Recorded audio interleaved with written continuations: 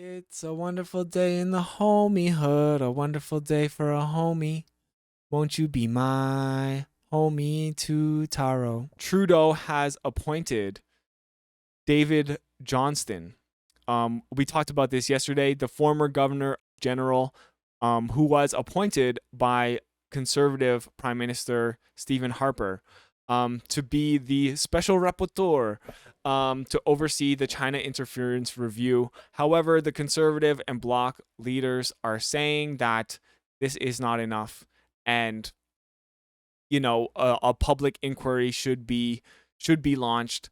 However, David Johnston might say that we need a public inquiry. And part of the criticism here is that he has a close friendship with the Trudeau family, which I can understand being a pretty obvious conflict of interest during this case. The leaders of the two largest opposition parties are questioning the impartiality of former Governor General David Johnston to his new role as Special Rapporteur into Chinese election interference, citing his decades-long connections to Justin Trudeau's family. Justin Trudeau has named a family friend. This is Mr. Pierre Poilievre, saying, Justin Trudeau has named a family friend, an old neighbor from the cottage, and member of the Beijing-funded Trudeau Foundation to be the independent rapporteur in Beijing's interference. Now, I think it's a bit disingenuous here to say Beijing-funded Trudeau Foundation.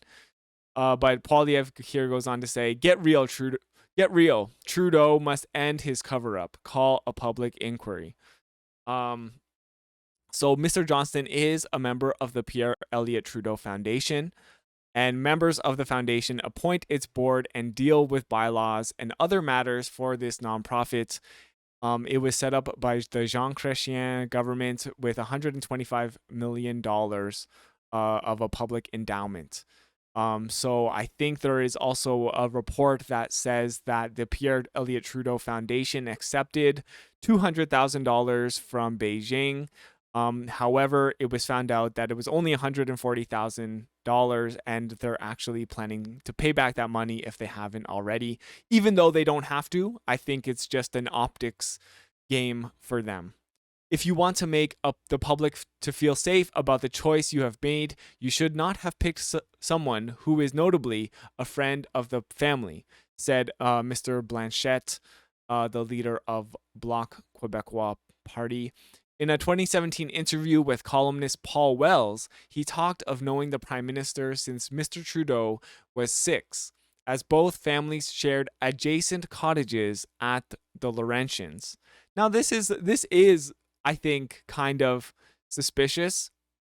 Something that would definitely raise my eyebrows if I was a part of an opposition party. So Mr. Johnston here saying, I have known him, Justin Trudeau, for a long time because our children played together. It's been a friendship for a long time. So, basically they are family friends.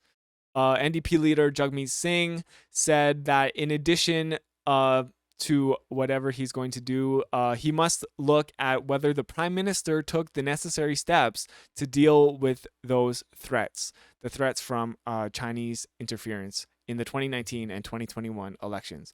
Mr. Singh added that he hopes Mr. Johnston will recommend a public inquiry, saying it is the best way to get answers on allegations of foreign interference in our democracy. So I think, Jagmeet Singh is doing a bit more of a peaceful strategy, trying to get this done. I think he's trying to do some praise for David Johnston and also be like, and you should still do the public inquiry. Whereas I think Pierre Poilievre and Blanchet are taking a bit of a harder stance, saying like this is absolutely unacceptable. But there is pressure, I think, for a public inquiry. Rabbit Ribbit Lamb is saying David Johnston likes lemon squares. Okay. You used to sell them to his wife. Damn, what else were you selling to his wife? If we wanted to, maybe we could bribe him into being more honest. Okay. That apparently all Jagmeet Singh has to do to play nice with David Johnston is to, bake some lemon squares and send them over to his newly appointed office. Mr. Johnston has had a long interest in China. Two of his daughters have spent 2 years in China studying the Mandarin language. So this is something that I think is kind of interesting, because what we hear about in this story is constantly like, well, Pierre Poilievre's not happy. Blanchette is not happy. Jagmeet Singh is not happy. Everybody's unhappy about this appointment of David Johnston. But you know what story we don't hear? How does China feel? How does China feel about the appointment of David Johnston? Now, we heard yesterday in an article that we covered that President Xi of China had once referred to David Johnston as a friend of the Chinese people. And we can see here, David Johnston's daughters have even studied the Mandarin language. And so maybe in that sense, in the sense that we are also attempting to preserve Canadian-Chinese relations, maybe David Johnston is a good choice, especially if you consider that, he was appointed Governor General by Stephen Harper, and now he is friends. Sure, he's friends with the Trudeau family, and maybe that's a conflict of interest. But inevitably, it is going to have to be someone who is a compromise, not just between the parties in Canada, but also between Canada and China. And maybe David Johnston is that exact right person to thread this needle in a way that does not take a specifically hard stance on China. Because let's face it, these allegations are not particularly tough either. So to make a mountain out of a molehill is actually going to do more damage for Canada in the end. And my concern, as should be all our concerns, is that the tensions between China, Canada, the US, Russia are going to deteriorate to the point where they are no longer civil, to the point where they are no longer a Cold War, but we are in open hostility. Oh, hey, it's another ban evader. Goodbye. So I think potentially the good that can come out of this with David Johnston is that relations between Canada and China will not deteriorate to the point of being outrageous. And maybe the good that comes out of all of this is that we avert more conflict with our greatest adversary, but also our second largest single country trading partner.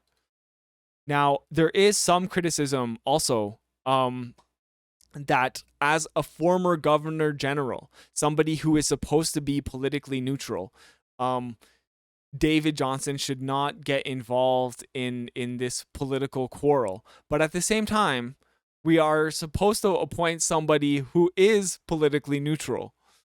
And that's what all of this has been calling for. Is someone who is able to go beyond partisan politics. So is he the right person in that sense? I can't really say for sure. But I mean, the fact that he is so close to the Trudeau family is going to cause some tension for sure. China is our greatest adversary based on what? Based on what are the consent that our news media is trying to manufacture, really, right? Based on the vibe that they are giving off, like, but not based on anything necessarily tangible, just in the sense that our greatest ally is the US, and so by extension our greatest adversary is China, because they are a threat. They are the kind of the closest thing that appears to be a threat to the American hegemonic power, right? These countries are taking very different approaches, and I think it's coming to a time when the US is finally reconsidering its strategy of military victory, if we're to use like a gaming term here, right? Because China is taking a very different approach. Even though they are an authoritarian country, because they have a dictatorship, they have done a very different approach when it comes to foreign policy. So the United States, who we champion, I suppose, on a world stage, at least they champion themselves as a democracy. And same here in Canada. We have a democracy, a very flawed democracy. Some would say it's akin to an authoritarian country. It just has different rules. You still have to be very rich and powerful in order to win this game of democracy that we have.